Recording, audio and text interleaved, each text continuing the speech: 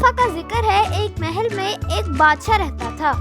اس کی ایک بیوی تھی اور ان کا کوئی بچہ نہیں تھا۔ ایک دن بادشاہ کے گھر میں ایک خوبصورت لڑکی سنو وائٹ پیدا ہوئی، لیکن اسی وقت بادشاہ کی بیوی مر گئی۔ کچھ دنوں بعد بادشاہ دوسری شادی کرنے پر مجبور ہو گیا۔ سنو وائٹ کی سوتیلی ماں، جو ایک جادوگرنی تھی، اس سے بہت حسد کرتی تھی۔ جادوگرنی کا ایک جادوئی آئینہ تھا جو ہمیشہ سچ بولتا تھا۔ ایک دن اس نے آئینے سے پوچھا، دنیا کی سب سے خوبصورت لڑکی کون ہے؟ آئینے نے جواب دیا، میری ملکہ، تم سب سے خوبصورت لڑکی ہو۔ یہ سن کر وہ بہت خوش ہوئی۔ دن بہ دن سنو وائٹ پہلے سے زیادہ خوبصورت ہوتی گئی۔ وہ پورے محل کی سب سے حسین اور خوبصورت لڑکی بن گئی۔ ایک دن دوبارہ اس جادوگرنی نے آئینے سے پوچھا، دنیا کی سب سے خوبصورت لڑکی کون ہے؟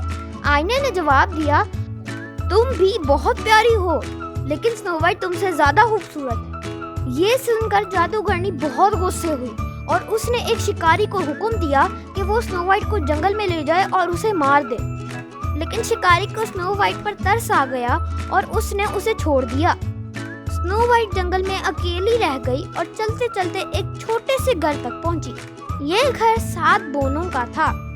بونے بہت مہربان تھے اور انہوں نے سنو وائٹ کو اپنے ساتھ رہنے دیا۔ سنو وائٹ ان کے گھر کی صفائی کرتی، کھانا بناتی اور ان کا خیال رکھتی۔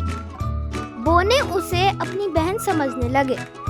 ایک دن جادوگرنی نے اپنے آئینے سے دوبارہ پوچھا، سب سے خوبصورت لڑکی کون ہے؟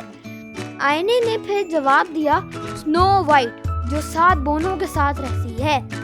جادوگرنی نے ایک زہریلا سیب تیار کیا اور بوڑھی عورت بن کر بونوں کے گھر کی طرف چلنے لگی۔